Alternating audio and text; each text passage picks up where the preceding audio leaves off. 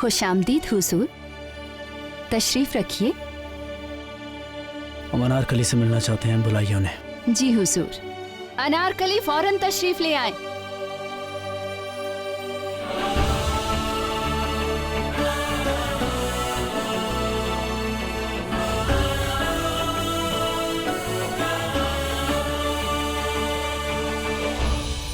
शहजादे की शान में रक्स पेश करो अनारकली।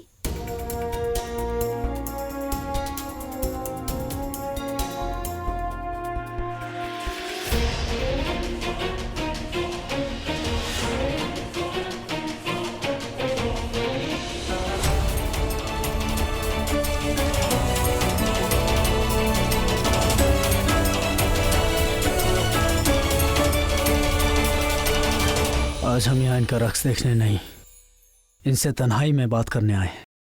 तकलिया,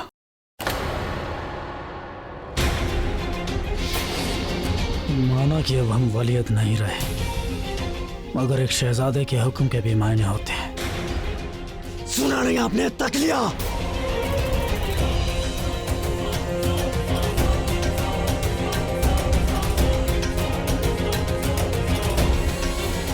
शहजादे संभालिए, ये क्या हाल बना लिया है आपने? हाल चाहे जो भी बना रखा हो, मगर शुक्र है उस खुदा का कि उसने आपको हमें संभालने के लिए भेजा है। सबने धोखा दिया हमें, सबने। पता है अनारकली, यहाँ सीने में बहुत दर्द होता है। शहजादे संभालिए, आपने फिर से शराब पी? हमने समझाया था ना आपको। हाँ, समझाया था आपने हमें कि शराब पीना पूरी आदत है, अगर हमारी फजीहत का दर्द आपकी नसीहत के असर से कहीं ज्यादा है अनारकली, और इस दर्द को भुलाने का एक ही रास्ता है हमारे पास, खुद को भुला देना। खुद को भुलाने के लिए नशे का सहारा लेना पड़ता है हमें। कोई भी गम इतना बड़ा नहीं होता है शहजादे कि इंसान अपने आप को भूल जाए। होता है अनारकली, होता है। जब अपने अपनों पर वार करते हैं ना, तो बहुत दर्द होता है।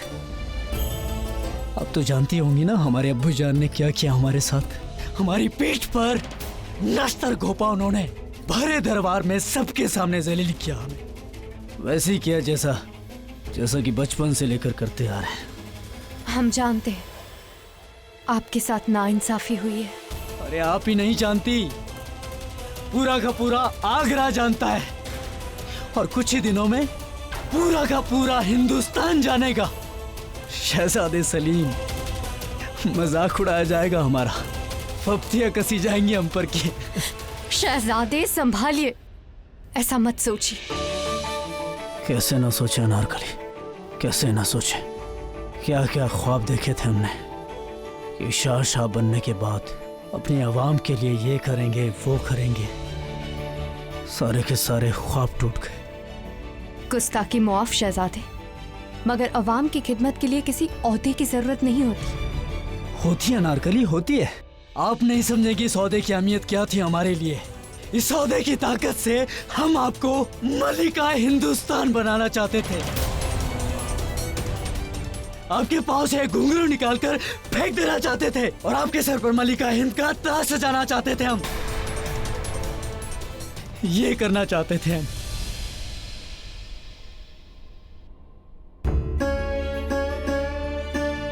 और अनारकली, सच कहे ना, एक आप ही हैं जिनके पास आकर हमें आराम और सुकून मिलता है।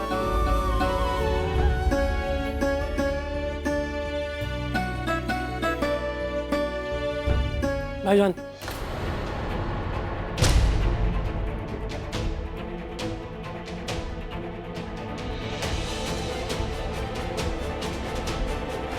ओह,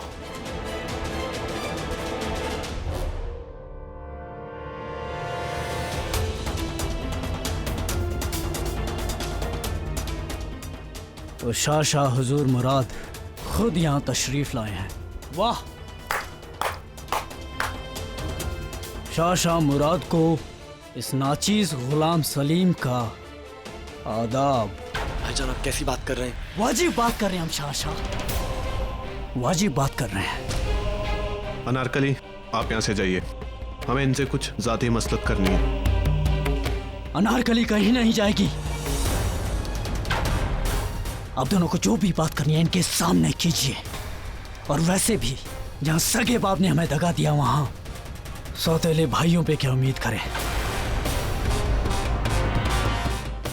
भाईजान होश संभाल कर बात कीजिए। होश में ही बात कर रहे हैं हम, होश संभाल कर ही बात कर रहे हैं हम आपसे। और जो ना की तो क्या करेंगे आप? हाँ, क्या सजा देंगे हमें, या गर्दन कटवा देंगे हमारी, या फिर सूली पे चढ़वा देंगे हमें? बोलिए क्या करेंगे? या फिर पूरे सल्तनत में बागी होने की मुनादी करवा देंगे? बोलिए। मुराद भाईजान, इस वक्त इनसे बात करना बेकार है, आप चलिए यहाँ से। हाँ हाँ जाइए यहाँ से। अकेले जी लेंगे हम, हमें किसी के सहारे की, किसी की झूठी हमदर्दी की कोई जरूरत नहीं है। शहजादे, ये आपने ठीक नहीं किया। और अनारकली, अब क्या ठीक है क्या गलत है ये हम नहीं जानते, मगर अब हमें इस बात से कोई फर्क नहीं पड़ता।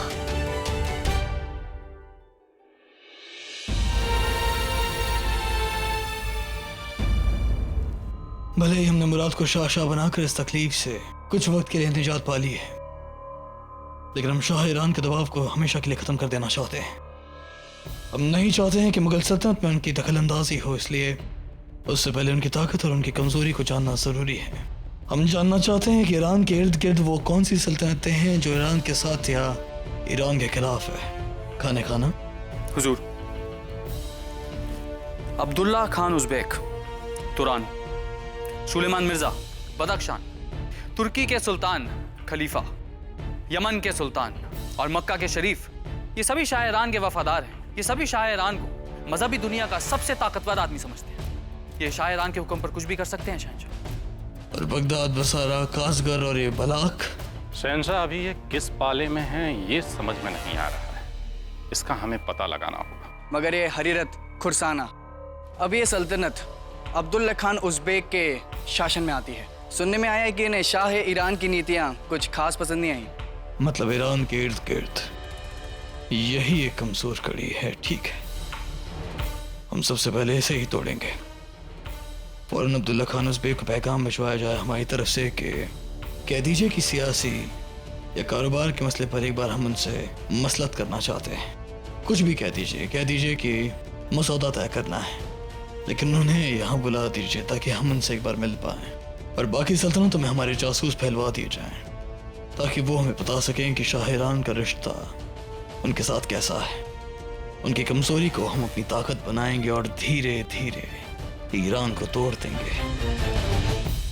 शेख मुबारक, मीर दानियल की तरफ से क्या पैगाम आया है? खबर अच्छी है शहंशाह, आज ही उनका जवाब आया है। उन्होंने भरोसा दिलाया है कि वो यकीनन हमारी मदद करेंगे। वो खुद मक्का पैगाम भेजेंगे और वहाँ के शरीफ को समझाएंगे। बेहतर है। तो एक तरफ शाह ईरान कमजोर पड़ेंगे और दूसरी तरफ मक्का के शरीफ का एतबार हम पर होगा। अब मजा आएगा। अब देखते हैं ये सियासी जंग कौन जीतेगा, शाह ईरान या शाह हिंदुस्तान।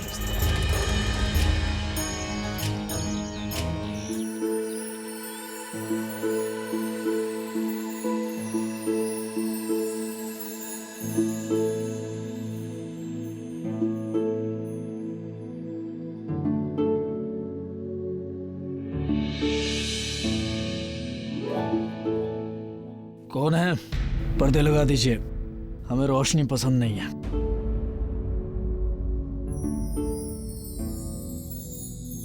सलीम। सलाम मलिका हिंद, हमें लगा कोई और है, बेअदबी के लिए मुआफी चाहते हैं। लगता है रात को बहुत देर से सोए हैं आप। अच्छा, अब जल्दी से उठिए और मुंह हाथ धो लीजिए। आपका मनपसंद नाश्ता बनवाया है हमने, उठिए। जी।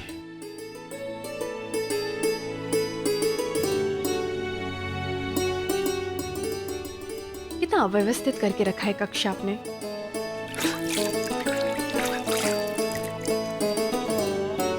आप नाश्ता कर लीजिए, उसके बाद हमें आपसे कुछ आवश्यक बात भी करनी है।